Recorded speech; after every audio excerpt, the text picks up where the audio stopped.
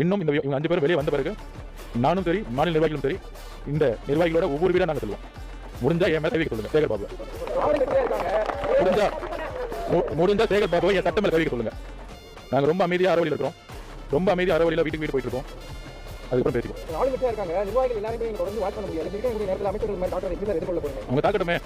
இந்த மாதிரி தாக்கி நாங்கள் அடி வாங்கி மக்களோட ஆதரவு எங்களுக்கு ஆட்டோமேட்டிக்கா வரும். ஒரு கர்ப்பிணி பெண்ணை சேகர் பாபு கை வச்சு பெண்களுக்கான ஆட்சி முதலமைச்சர் சொல்லிட்டு இருக்காரு.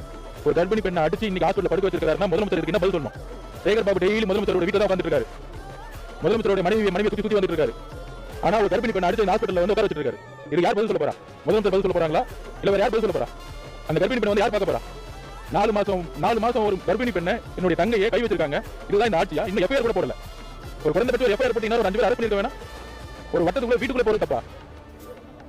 கடுமையாக சொல்றேன். வட சென்னையில இந்த கஞ்சாவையும் இந்த வன்முறை மட்டுமே வச்சு வட சென்னையில வந்து திமுக ஜெயிச்சிட்டு இருக்க இந்த அரசியலை நாங்கள் ஒளி தெரிவோம்.